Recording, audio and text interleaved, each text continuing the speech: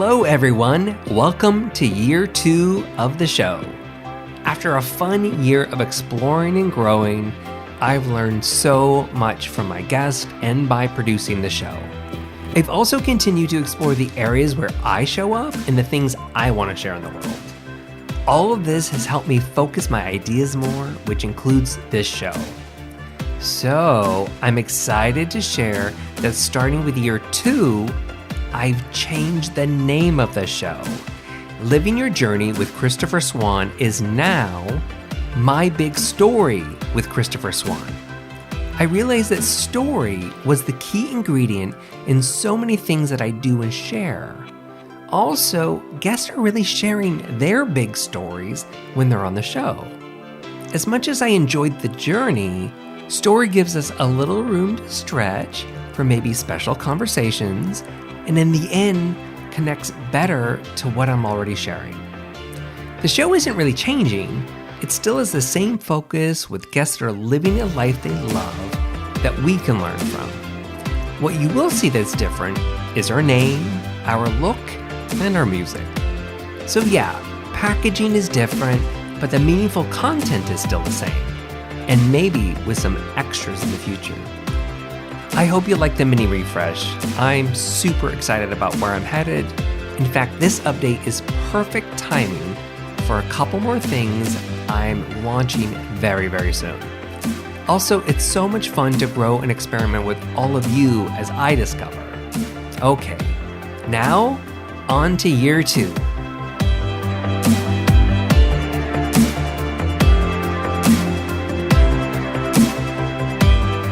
Hey everyone, welcome to My Big Story with Christopher Swan.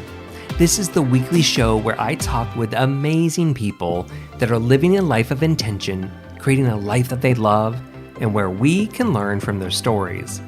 Today's guest is Sean Sarantos. He's a well-known fitness instructor and model, but most recently has launched a new business, Dapper Dogs, to help him reach the goal of opening a rescue sanctuary for dogs. Dapper Dogs is becoming the new hub for dog lovers, currently offering originally designed apparel and merchandise, and will even grow with additional information, resources, and even entertainment. Sean and I talk about his passion for helping dogs, how this business supports his sanctuary dream, the realities of starting a new business, and his fitness work and past experiences. We also talk about the night he was stabbed by an unprovoked stranger and how it shaped his future. This overall chat was so much fun, especially as we hosted it in person in Sean's home in Southern California. You'll hear Sean and I share a whole bunch of side stories and casually banter back and forth as we talk. And it couldn't have been any easier. Sean's a great guest and is happy to share anything he can to help anyone listening.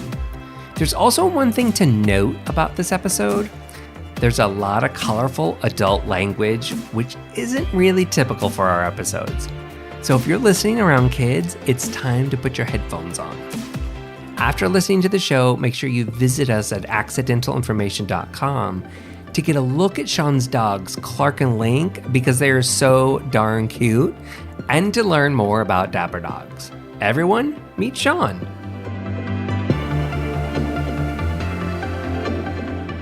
Sean, it's great to have you here. Welcome. Thank you. Thank you for having me here at my own place. Thanks for coming over here to have me in my own office here. It's my pleasure. It's my pleasure.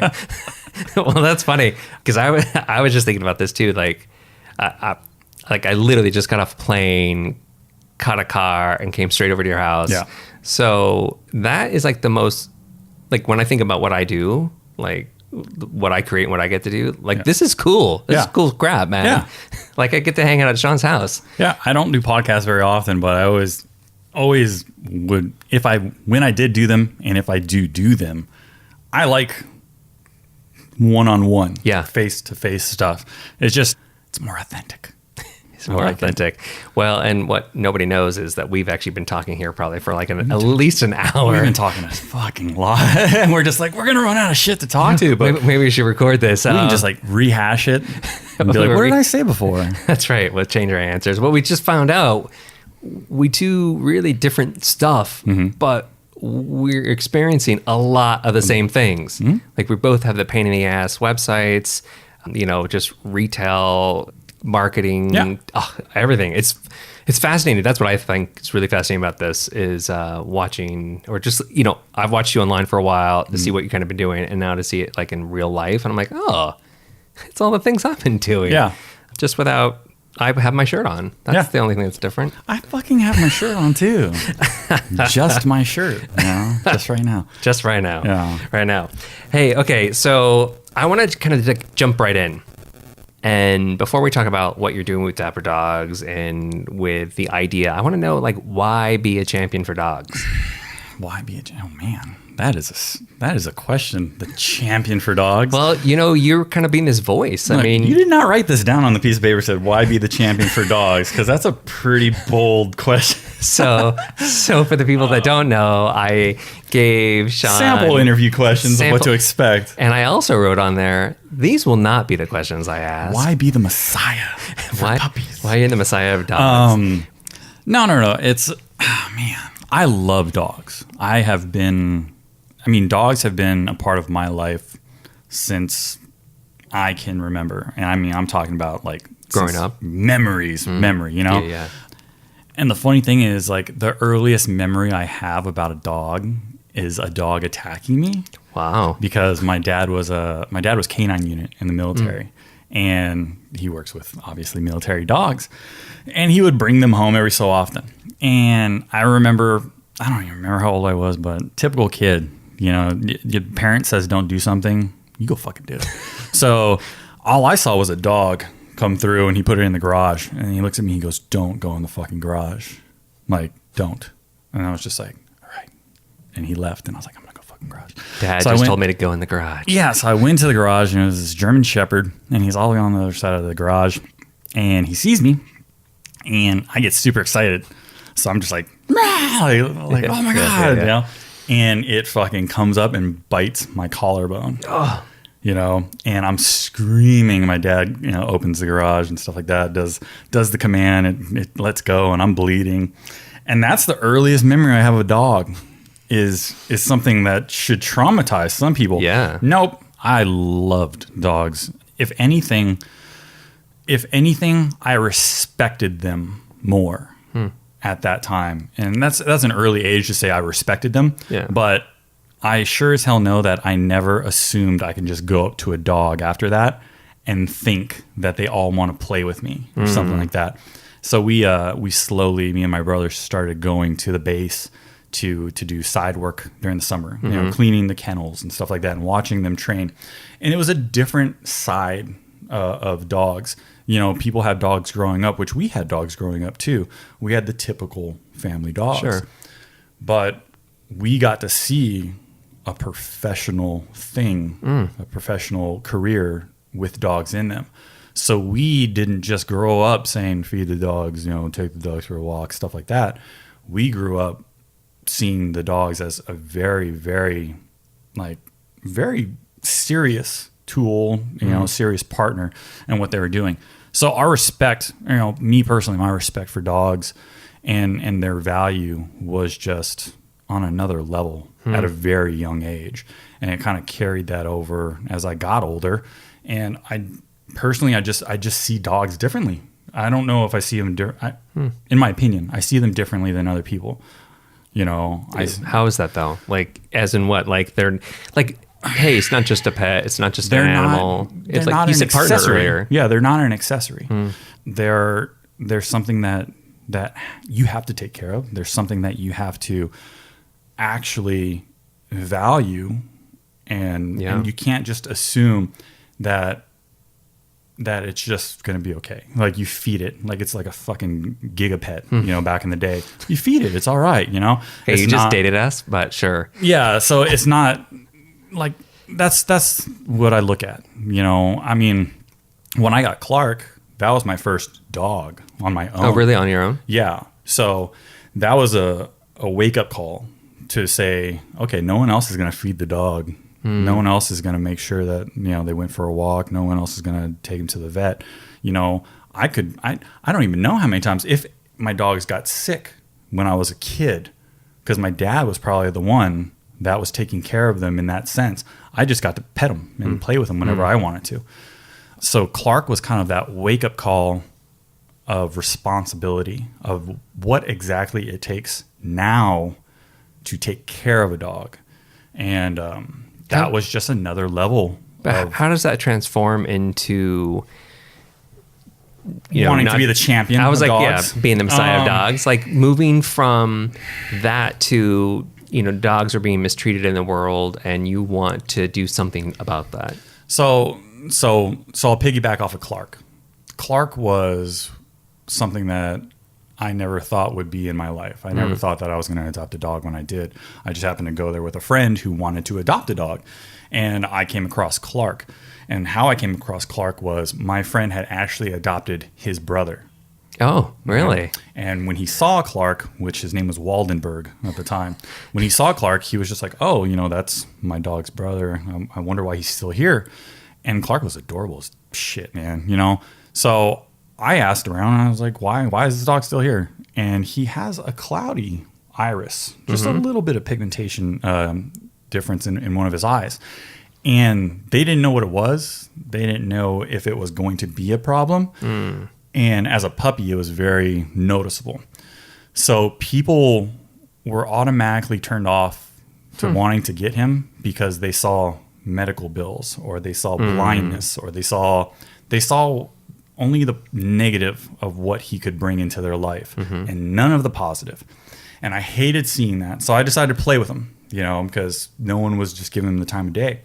So I played with him for about 10 minutes, and he fell asleep in my lap. And I was like, fuck, now I got to get this damn dog, and it was worth it. It was worth it. But that kind of set the Kindle, it got everything going for how differently I saw how dogs were chosen in a shelter. Simple little things like that. Like what if, and nothing's ever happened with his eye. So what would happen if I didn't adopt him? Yeah. Would the deadline come up? Would he have been killed? That sort of deal. And that's what I hate. That's the foundation of what I'm trying to do and why Dapper Dogs is created. It's one, I want to save all dogs that are savable. But it's also to make sure that the old dogs, the handicapped dogs, the ones that get overlooked so quickly for that, for their physical stuff. I want to make sure that those ones have the love that every dog should have. They have the life that every dog should have. And if I could find a family for them, I will. And if they don't find a family, then they're my family. And I can make sure that they're going to go ahead and pass away and live the life that they should live. And that's all that matters. Well, let's talk about that. Let's talk about the rescue ranch you want to build, because I've been really interested in hearing about this. So you just mentioned Dapper Dogs, obviously, and I want to talk about that as well. So maybe tell me about the rescue ranch, the idea behind that, what it actually is, what you're trying to do, and then your new business, Dapper Dogs, and what you're doing there and how it connects. So, I've always wanted to do a rescue ranch. How fun would it be? How fun would it be to, own a place where dogs are just running around, and you can just save dogs. Sounds like a Disney film or something. Exactly. Yeah. Which sounds amazing. Yeah, I just want to open the door and then puppies just run all over me, and I'm just like, oh my God, but you are the internet. But with social media, just exploding, you get to see even more the things that you hated and cringed, the things that really tugged at your heart that you saw in person. Yeah. Now you get to see them 1,000 times more. And in even worse situations. You're talking about all those horrible pictures of animals and stuff, right? I'm talking about animal cruelty. Yeah. I'm talking about slaughterhouses. I'm talking about, just complete and utter disregard that there's a life, and we see that now all the time. And if you follow dog accounts, like I follow dog accounts, then you see what those people are liking. And even if you don't want to see them, they're liking that stuff. It's going to pop up on your feed somewhere and you're going to be able to, it's just going to happen. And that's the rescue ranch just needs to happen.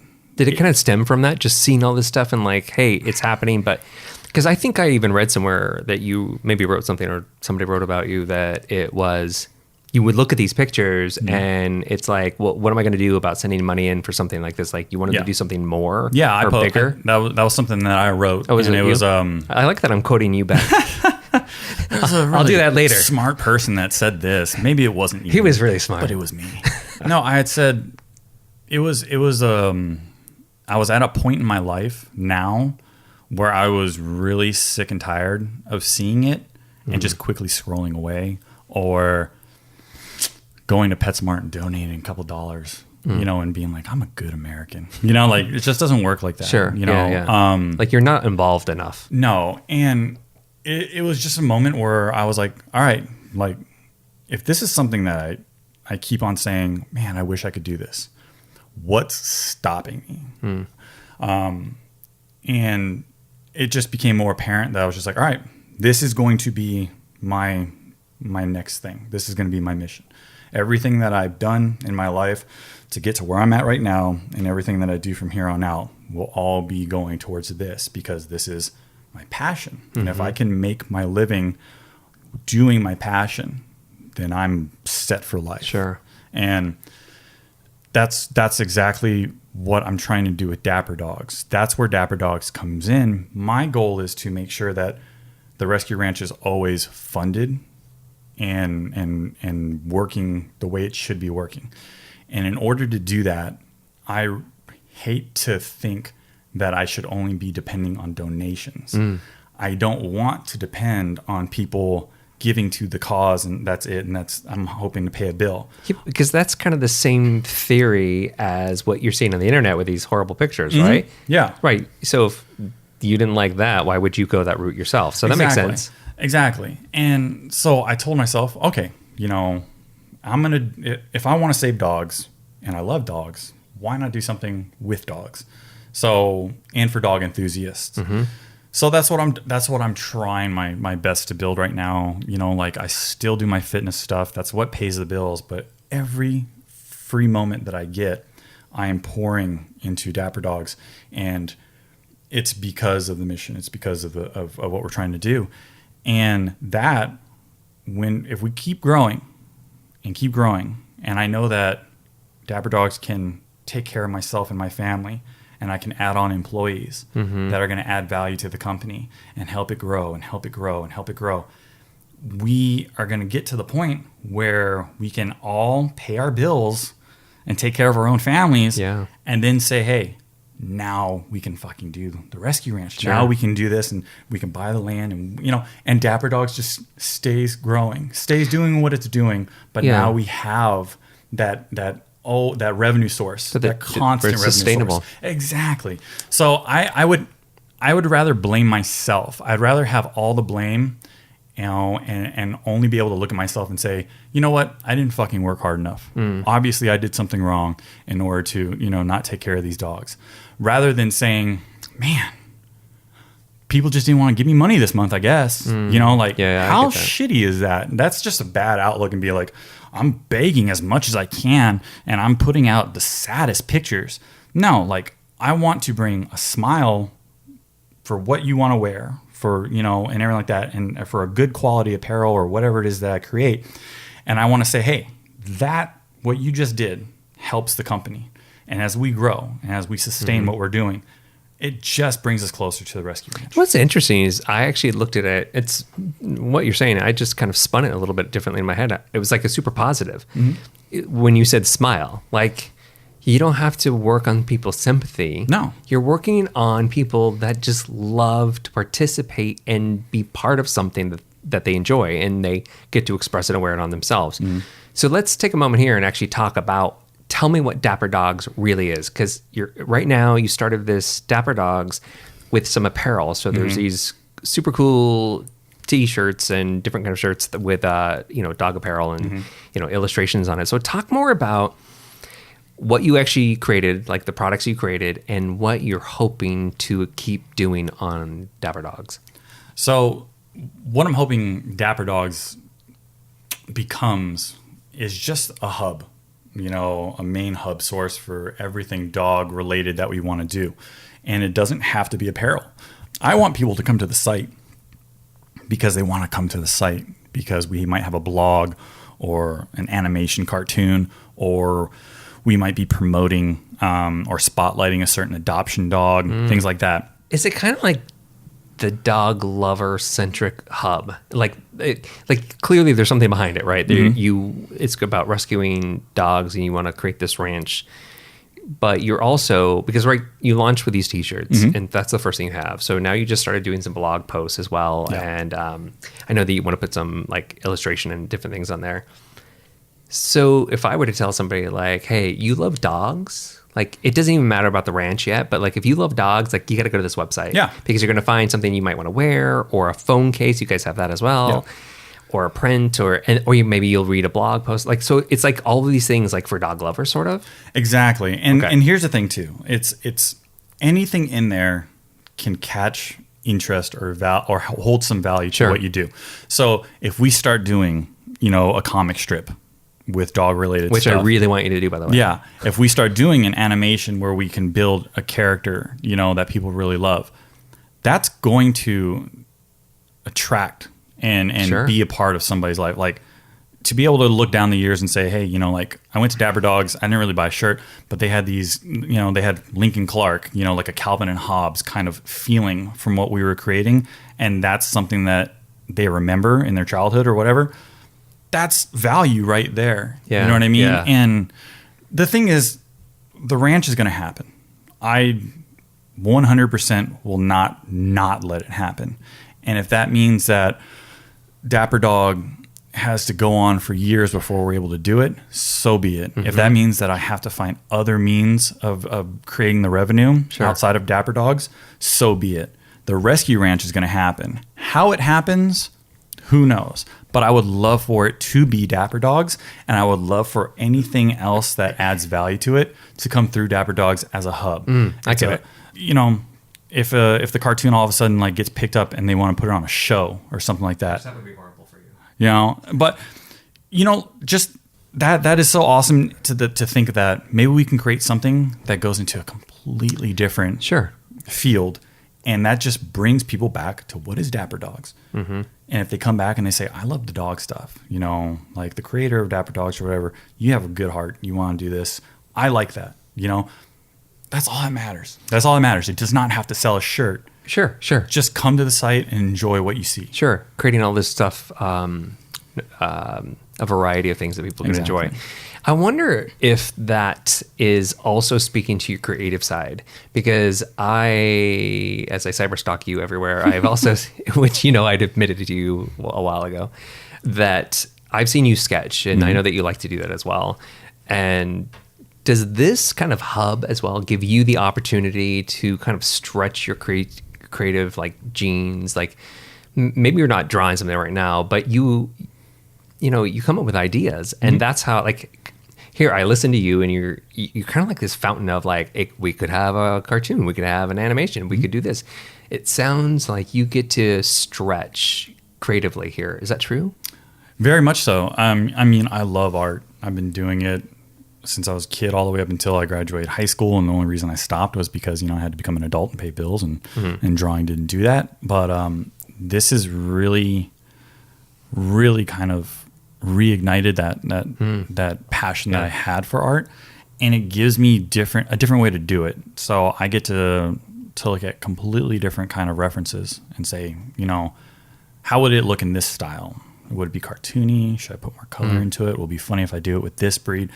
And it doesn't just go with the apparel or anything like that. We can do it, like you said, with cartoons. I want to work on children's books. I want to work on calendars. Like anything dog related that dog lovers will like, that's what I want to create, because I know that the dog lovers will love it, because it's not there just to say, take it because it's $50 or something like that. It's there because you look at it and you laugh. You look at it and you snicker or something like that. Something holds value, and that's all it is. What the listeners can't see is because I've been smiling for like the last 30 seconds because he's going on and on. You can see his eyes get really big when he's just like, I want to do this for dogs. And I just flashed back when you were like, the champion for dogs, the messiah for dogs. Like, duh. Like, do you not hear yourself? Like, you're absolutely passionate about it, and you can see it. And maybe even if champion is a funny word or whatever, but you've definitely become this voice for doing really fun new things to celebrate dogs and to help them. Yeah. So that's what I think that's what champion really meant to me. And I just think that you kind of embodied it for the last 15 minutes, even if you didn't know it. I appreciate that. That's very nice. Hey, so I'm giving him $100. that's right. Yeah. Slipping me money. So, okay, we've talked a lot about you and your story and you doing this too. But so when I first got here to your house, I met your wife, Stephanie. Did you go by Steph or Stephanie? Stephanie or Steph, whichever one. So I met her, and here's what I know about starting a business. One person does it on their own. There's usually some help there or support, something. I don't know. You guys are living in the same house, and you have T-shirts here, and you have stuff probably all over. So is Dapper Dogs a family affair? I mean, this is something that I wanted to do before we met. Yeah. But she loves dogs, and I can't ask for more with that. She loves clothes, so that helps too. But I look to her for an amazing support system because she doesn't fully understand exactly all the stuff that I'm doing, but she sees the toll it takes on me, and to have her there and be able to just make sure that I know that I'm doing something that has value and that will pay off in the end, that what we're trying to do and what I'm trying to accomplish here is being reached. That really helps because I work from home. I don't have anyone else. My dogs can't talk to me. They can comfort me, and that's really nice. But I myself, just like with a lot of people, I'm sure, am my biggest critic. I'm my biggest motivator, but I'm also my biggest judge of what I'm trying to do. And I can easily completely take myself out of any kind of mood that I'm in thinking I'm doing great things. I will completely get in my own head and look derail at everything. Yeah. I actually had a day like that a couple of weeks ago where there was no reason for me to even be on that level of disappointment. Everything has been going great. I've been working my butt off and everything like that. But for some reason, and I like fear. I thrive off fear. That's another thing that Stephanie brings into my life is the fear of failing her and the fear of not being able to provide. So that adds more incentive for me to succeed. And most of the time, I doubt myself. I fight it. And I can tell myself, no, fuck that. I'm going to do this. I'm going to do that. You watch me do this. That day, I've dealt with depression early on when I was a teenager, and those were really tough things to get my confidence up. But as I got older, like that, it's gotten better. But there are times where, man, it really fucking takes its toll. And at that time, I think I had been working for 40 plus days straight. And I'm talking about doing my regular business of online training, all right, creating programs, adjusting meal plans, answering emails, doing check-ins, then going to the gym, still trying to do that stuff because I have to promote a healthy life and everything like that, on top of answering customer service emails for Dapper Dogs, packing everything, shipping everything, printing the labels, folding everything, picking up the inventory. It takes its toll, and that was 40 plus days straight of doing that. And even when I'm resting, I'm not resting because I'm trying to learn how to build a better website, get better deals, bring more traffic, offer better stuff to the visitors. And it finally took its toll to where mentally I wasn't able to boost myself and be confident in myself. And I shut off from 9 a.m. I didn't feel well in the head, and I think I was just in bed until the next day. And it was just me completely doubting everything that I was doing.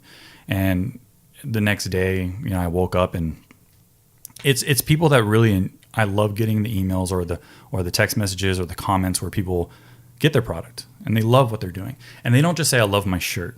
They wholeheartedly promote what we're doing. So 9 out of 10 people that post a picture of them in the shirt, they say, follow Dapper Dogs. Look at what they're trying to do. It's a great cause. It's a great message.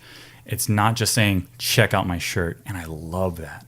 So what gets you out of that funk? Like when you had that, was it like looking at that stuff? Was it also Stephanie It was like sleep. listening? It was sleep too. Well, it was sure, you were deprived. Yeah, my body just needed to recuperate. And the next day, when I woke up, the fog was just not there. And I sat down and I told myself, okay, what am I going to do today?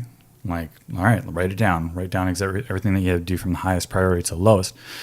And while I was doing the list, the everyday list that I do, that's when you see the different things. Like I said, that's when I see the comments. And the comments just reinvigorate me. Sure. And they show me that we are doing something, and that why am I being so fucking like negative about it? When everything I look at, we're excelling in what we thought we were doing. Did you also learn a little bit of a lesson out of that though, too? Like that, like maybe don't work 40 days and 40 nights. I mean, like you can say don't, but right. But here's the thing: sometimes you don't have a choice. Sometimes you got to do what you got to do. You have to do what you have to do. It's not a 9 to 5. I can't just have vacation time. Would you say it's maybe a goal not to be quite like that though down the road? This is kind of like the beginning of things, because you got to love. You just started this. Yes. Right. And you're in this transition period until you can move more into it. So I would imagine maybe the listeners like, hey, if you're going to start a business, don't worry. It's not always going to be like this. Oh, yeah. Yeah. Like, okay. So. Because you're freaking everybody out right now. What's my goal? Personally, not like my business goal, but my daily ritual goal to have when this whole thing hopefully succeeds. I want to have a team for Dapper Dogs that runs it smoothly, that I trust. I'm not, hiring just off of quality and their skills. I have to trust that they believe in the message. If you trust that you believe in the message, you're going to work your ass off and figure out the skills that you need to do. Yeah. So I'm hoping that down the road, I have a team around me that I can trust to do that, and I don't have to micromanage. I can just, let it flow. My goal is to be more towards the rescue ranch. Let Dapper Dogs run its thing, looking to it time at time. And the rescue ranch is where I want to be. I want to be tired because I was giving dogs baths. I was walking them. I was taking them to the vet. I was cleaning out kennels. I like manual labor. I'm a manual labor kind of guy. I've been doing it my entire life. So I like movement. I like being able to do that stuff. And that's what I want to do until I'm old and can't do it anymore.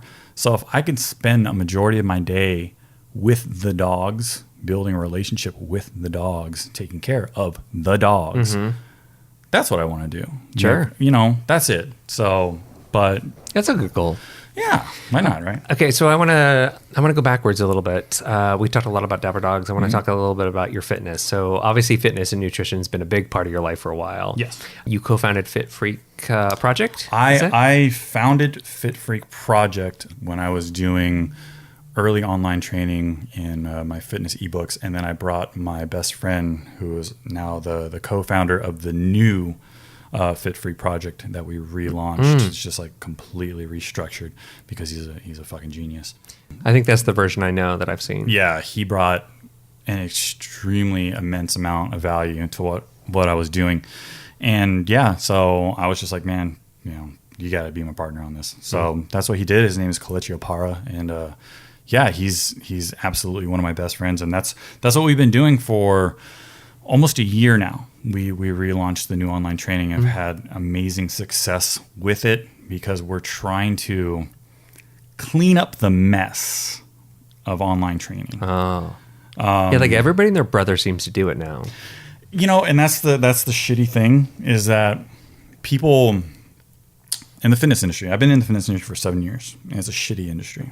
Well, actually, let's start there before you even go into the Fit Freak too, because I have a question like, how did fitness really become part of your life? That's how we roll into it. It's a shitty industry. Let's start there. Well, that's the quote we're going to put on social media. So what was the question though? The question is, so how did fitness actually become part of your life? I mean, Or has it always been? I mean, we had to do fitness when we were playing football. So, like, I lifted my first weight when I was 15, but that's like the stupid weights. But I was like, is that the same? That's not the passion. And that's also not like where you've been. Yeah. So you've had this whole world of fitness. Yes. So, yeah, how did that, like, I'm not talking about sponsorship and modeling and that kind of stuff yet. I'll ask you probably down the road for that. But, like, how did it become a big part of your life?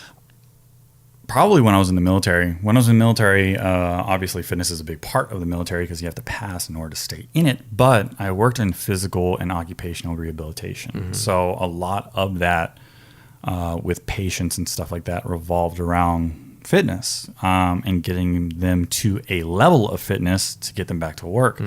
And I mean, that was just in a regular clinic. That's not counting inpatient, that's not counting ICU, that's not counting pediatrics and all that stuff. So I saw it on all levels, and I just became that much more involved and deeper in seeing what the body was capable of doing and what you had to do in order to make it stronger in certain areas. I was pretty much like the typical meathead back then, where you go like, oh, push-ups and bench press and blah, blah. But after working in the medical field, for 6 years, you can't just say, oh, no, push-ups. No, you have to look at the different angles and the stretching. And, it's completely different when you have a better scope of how the body works. And that's kind of where I started getting my love for fitness and taking it seriously and using myself as the trial and error kind of thing. That's interesting. Because you do everything from the magazines. You think like a big steroid freak gets huge because you took a protein bar. So you buy that protein bar and you wonder why you didn't get that big. So you either get disappointed in yourself, which happens a lot with people, or you start researching and understand that science says that dude's on steroids. And that's the only way that you're going to be on that, or that's the only way you're going to get to that level. So if you are not willing to do that, then open your mind to the idea that you can still be the best you, and that's kind of where I was going with it with the Air Force. I just really loved fitness on top of that. So I was doing personal training while I was in the Air Force. I did it on base when I was done with my regular job. And then that's kind of where my very first sponsor got in touch with me. I had just come back from a deployment, and in the military at that time, you were not allowed to have social media pages. It was very strict. But bodybuilding.com was a supplement company, so you were able to look at that site. But what they had on there was this social media thing called Body Space. And it was the only social media that I've ever had besides MySpace way back in the day.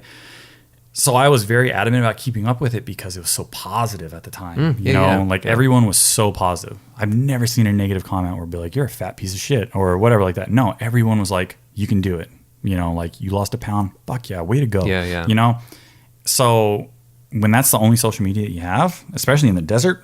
Like this is when you were deployed. Yeah. Like every day I was just on there updating blogs, updating stats, updating this, making comments, being very positive with everyone else. And I guess when I came back, I got an email from one of the PR people from bodybuilding.com that said, hey, we've seen that you have been very adamant about being on the site and making sure that you're one with the community and you're one of the top people where they, rated in the sense of, positivity and views and whatever. Sure. We're doing a photo shoot with like 4 people that are just users, actual people. Would you like to come? So that's how I got invited to that. I flew out to Boise. I did a photo shoot, and I thought that was it.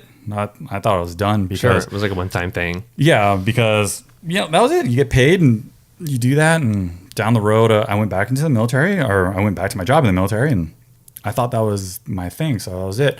But there was a fitness expo coming up now, the Olympia, which is in Vegas. It's like the biggest one. Oh, I think I know about this. I think I've watched a YouTube video about this, about you were interviewed there. Or maybe it was one after one. But yeah, I'm familiar with it. Yeah, I saw that one coming up, and I saw that bodybuilding.com was going to be there. So I reached out to them and I said, hey, I don't know if you remember me from a few months ago, but I did a photo shoot with you guys, and I saw you guys going to be at Olympia, and would you mind if I come over there and work the booth? I didn't know how to do it. I didn't even know what I was asking or anything like that. I didn't know that thousands of people wanted to work the booth. So basically they told me like, no, like we're good. We have our athletes. Don't worry about it. Like we have our people. Yeah. And I told them like, hey, you know, like I'll do it for free. I'll fly myself out there. I'll pay for my hotel. Like I'll do whatever you want to do. Like, you know, if you need help setting up. Because you were just curious? I was just curious. I just wanted to see what the expo was about because I'd only been to one expo and it was just like a shit show and I wasn't able to move. So going to this one, I was just like, okay, like maybe I'll know some people because I went to bodybuilding.com and I might know some people that work there at the booth. And they were just like, okay, like if you want to come out for free to stay out of the way, fine. That's up to you. So I did, and it was a great experience. And I worked for probably like 3 or 4 days setting up the booth, throwing away trash, breaking down boxes, restocking everything. Basically, like people thought they actually flew somebody, like they brought somebody just to be a stock boy and like throw away trash because I was just running around happy. And yeah, it was all said and done. And then I was like completely done. I was just like, all right, man. Like I did my photo shoot and I did a booth at an expo. Like that's the fitness industry, you know, and I was completely content. And then I got a call like a month later or something like that. And there was the LA Expo was coming up and they said, hey, you know, we really liked how hard you worked at the Olympia. We can't pay you, but we will fly you out and do the hotel if you want to come do this event.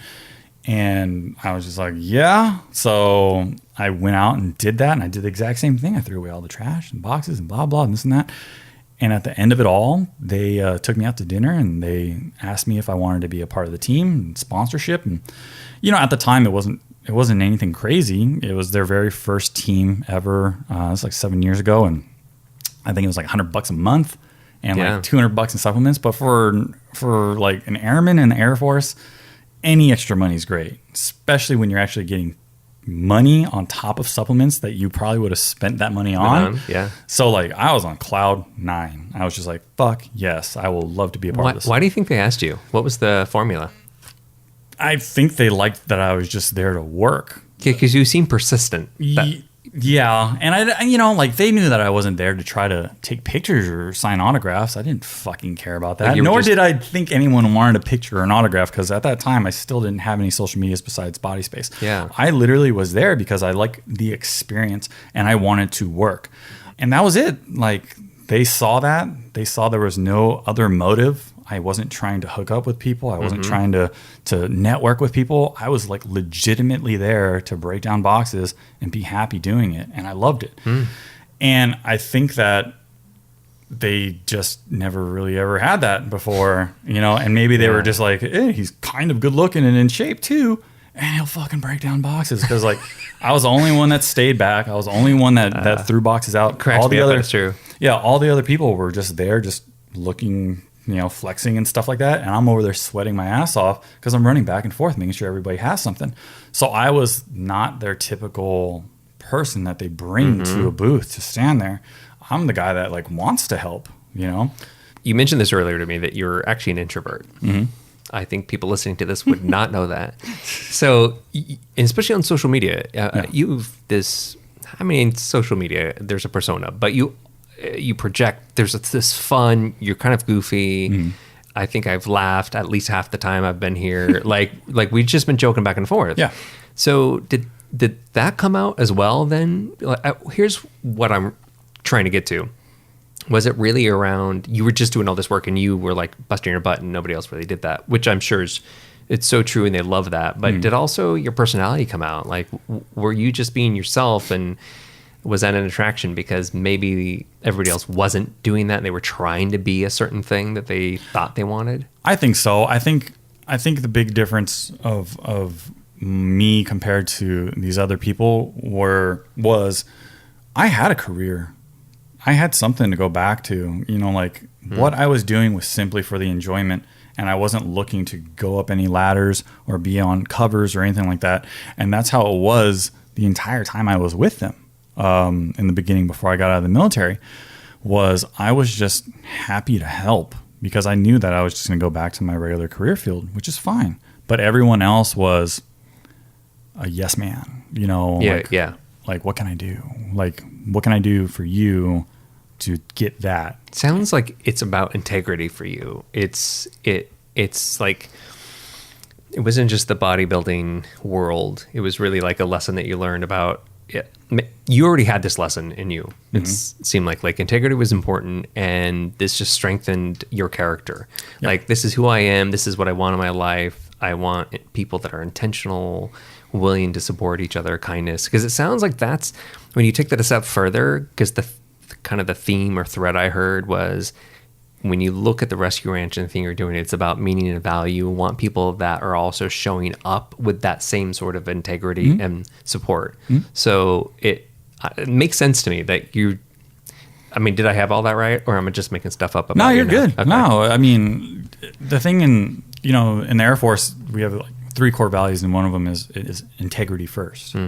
And it's like I knew. Yeah, and that's, my dad was in the Air Force, and he was a lifer, and that's how I was raised. And then when I joined the Air Force, and it's just, you have that mindset, you have those values growing up, and you put them in. The military did amazing things for me in the sense of helping me build my confidence, helping me be able to speak my mind. I think it's a good lesson in that for anybody that's like doing this kind of stuff too. It's like, you got to find your voice and be authentic about it. And because all that stuff that you just described isn't going to pay off. It isn't. Well, you know what? It'll pay off if you are happy being a pawn. Right.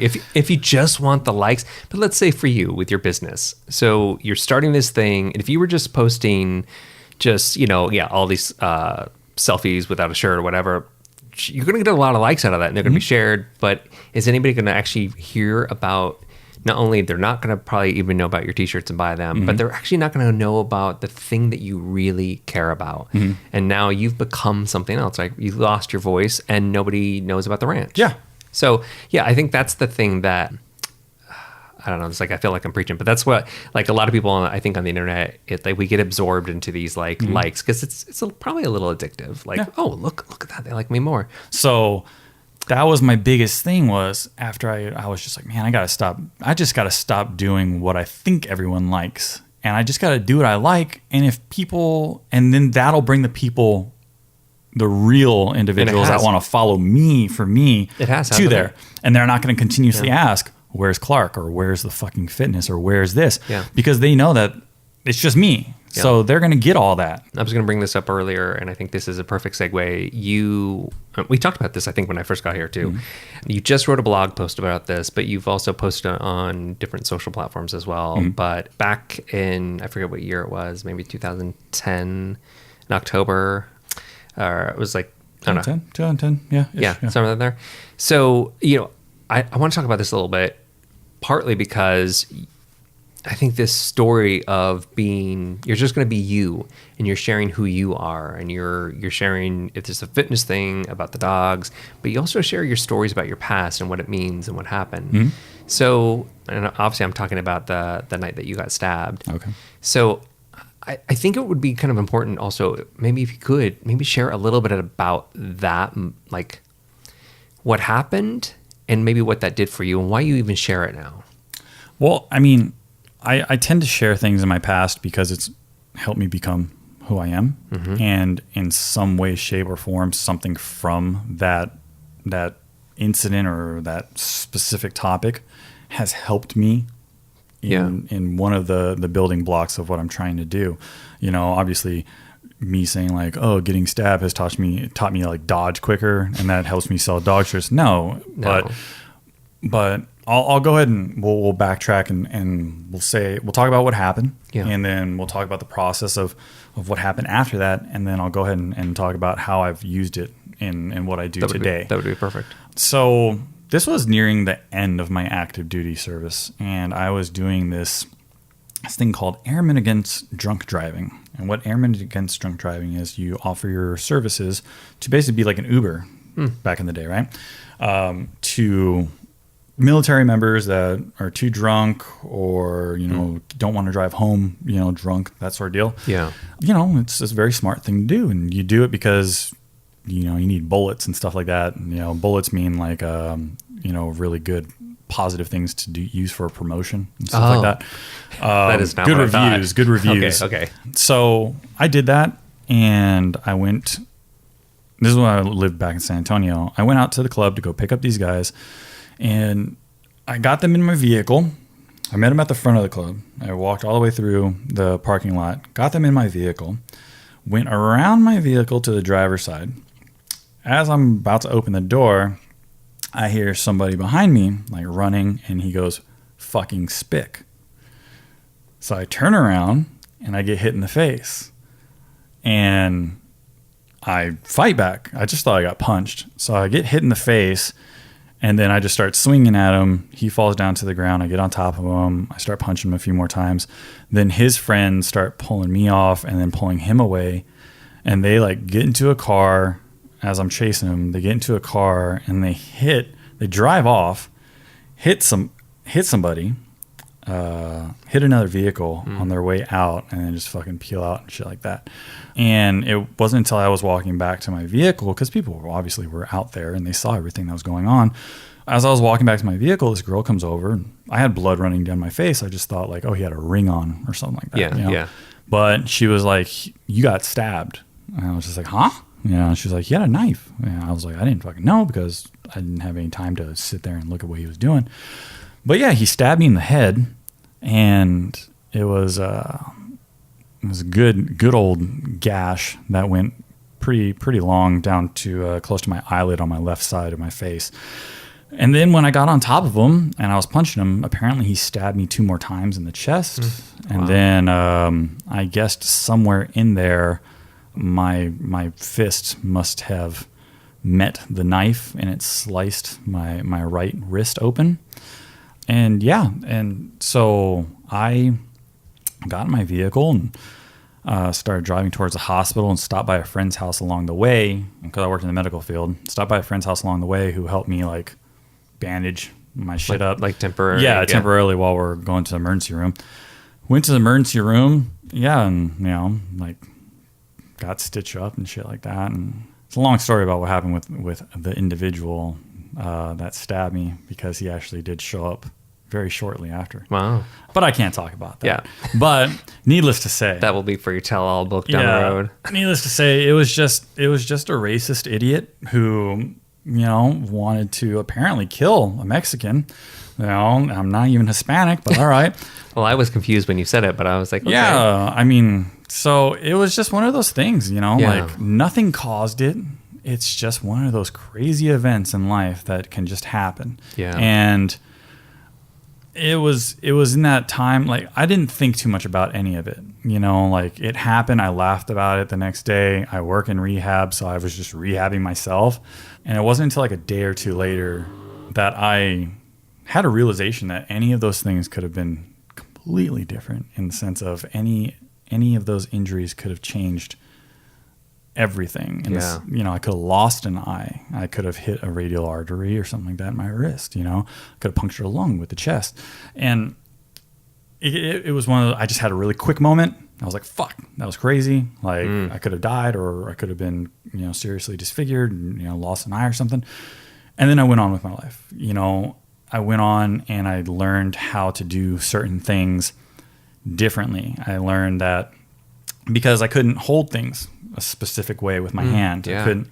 I couldn't twist it a certain way. I could have bent it a certain way. I lost a lot of my nerves and feeling in my right hand. Like basically the only thing I feel is like my pinky and the outside of my right hand.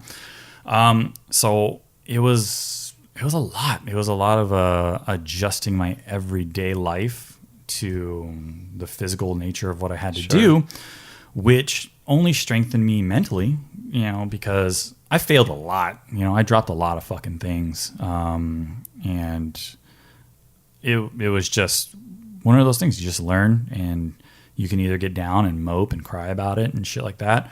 Or you can just say, hey, this is just the way it is. What are you going to fucking do about it? You know, like, how are you going to make it better? How are you going to deal with it? And that was my moment to have that in my life. I had seen that previously with patients, you know, where they have that moment. And I have seen it with everything from an ankle sprain to like skin cancer. You know, like I had seen people find the positive in whatever situation that they had. And this was my time. This is my time to go ahead and... Did you recognize it in that moment like you're telling me right now? I mean, was it like oh yeah, this is like what my patients go through? Because I don't know if it's ever so clear when we're in the middle. It wasn't as clear, but I used my patients as... Like that reference? That kind of reference in the sense of like, look, I've worked on somebody that had something very similar to this or something like that.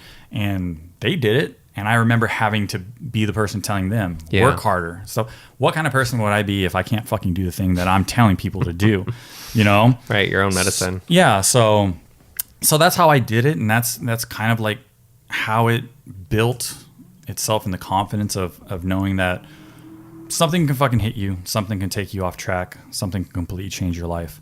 It doesn't mean that it has to change your goals. It doesn't mean that it has to change what you want to do. It just means that you have to find a different way to get there and a different way of doing it. That must really come out in the things that you're doing today. I think about, we joke about, we said this earlier about like, I can't figure out how to do something on the website and it takes me, I got to watch all these YouTube videos or whatever. Like that's a tiny little thing.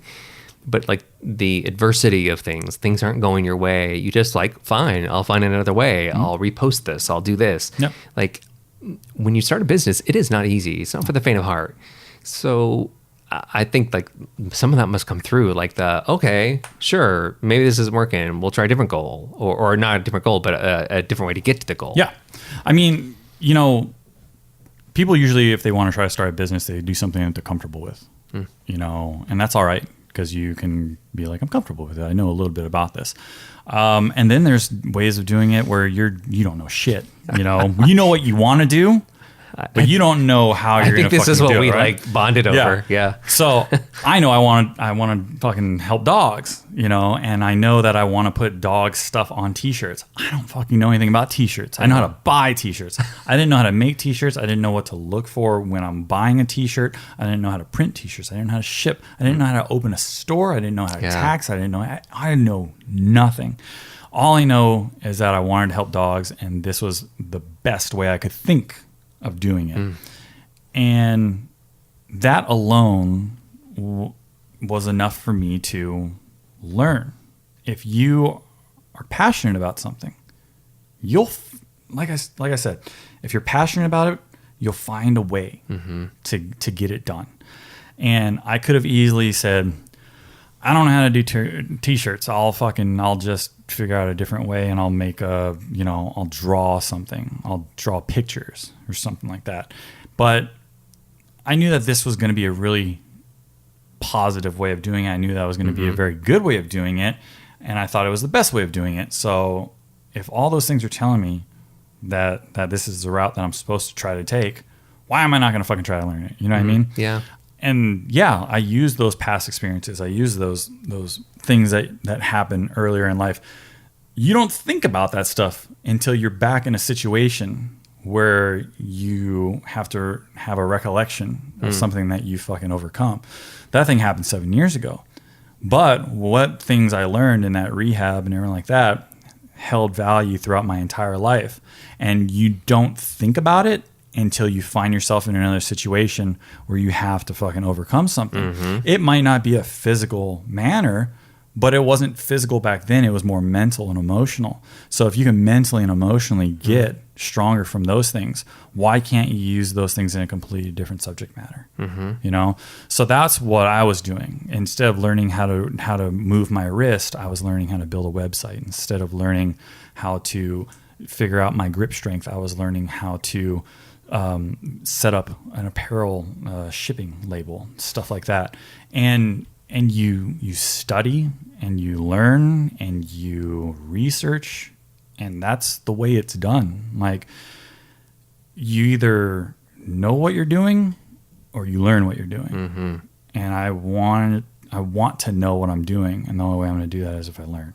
Is that advice you'd give others? Just like, absolutely, dig in, absolutely, get in there. Absolutely. I always tell people that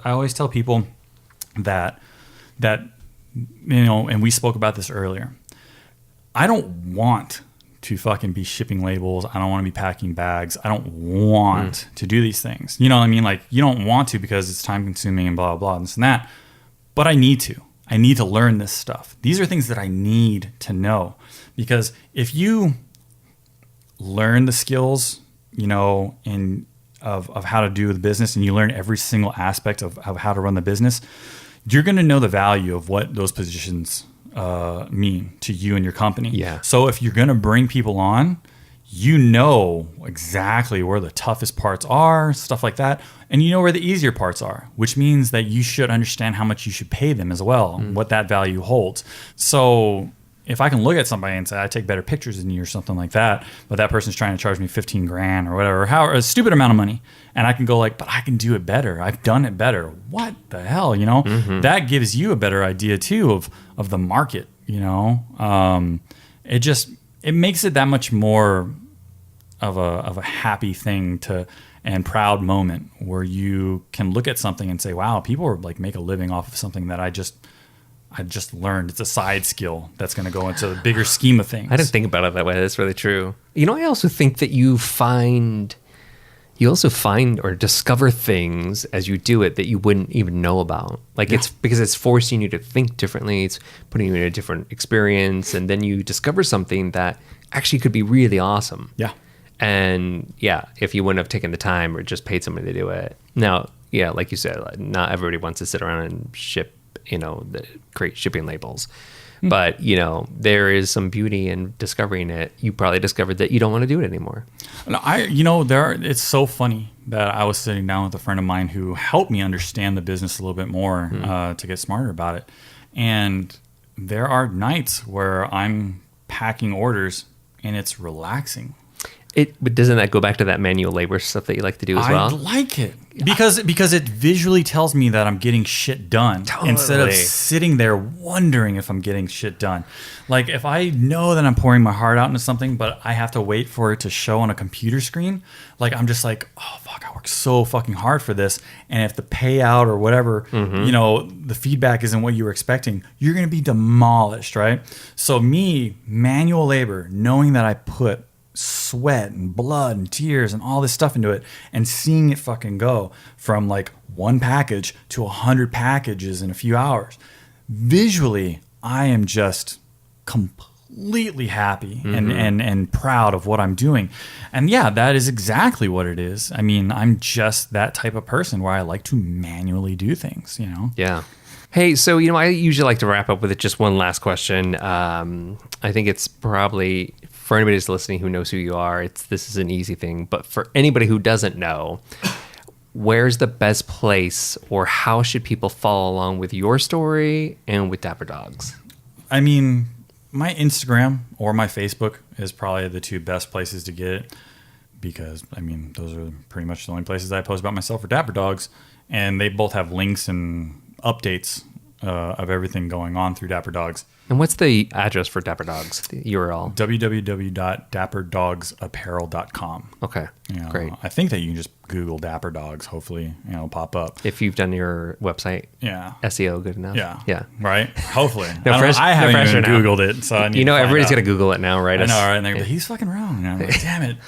Some other weird site came up. But you can always Google me, and then my link is in the bio. That's true. You have it everywhere. Dapper Dogs. So. Well, you know, and we'll add all of that to the show notes here to the website. And we'll put everything about you and Dapper Dogs around as well. And also, in case people didn't know, that your dogs, Clark and Link, both have Instagram accounts of their own. Yes, they are famous in their own they are very famous. I did not know this until I looked it up, and there's I'm talking thousands upon thousands of people love these dogs. So we'll share those as well. Good. Yeah, they'll love it. You know? Oh man, I get so much shit. But I had to say, meeting them today, though, because I've been following you for a while, right? Yeah. So I know these dogs, and I'm like, they're like the coolest dogs in the world. They're super friendly, super happy, want to be all in your business. Yeah. Completely different personalities, completely different energies. Clark's like a little bit quieter, shyer than I thought. Super chill. Yeah. And Lincoln's like so in your face, but they balance each other. They're yin and yang, man. Just like Link was like, let's play. It reminded me kind of a cat a little bit. He's like jumping all over stuff. Super cool. So I wanted to share that just because if anybody's watching them online, what they're really like in person. I appreciate that, man. Yeah. Well, Sean, this has been great. I loved it. This is fun. We want to do this more often. We're going to set up like this, a regular weekly collaboration call. That's what I think we should do now. I have the ideas. Yeah, you let me know, man. This has been cool. So thanks again for being on the show. I really appreciate it. No, I appreciate you having coming over here. Yeah. Yeah. Thanks, man. Right. I'm gonna shake your hand now. Yeah. I appreciate it. Thank you for listening to the show this week. What'd you think? Great story? Any new ideas? If you're new to the show, subscribe to receive a new episode each week automatically.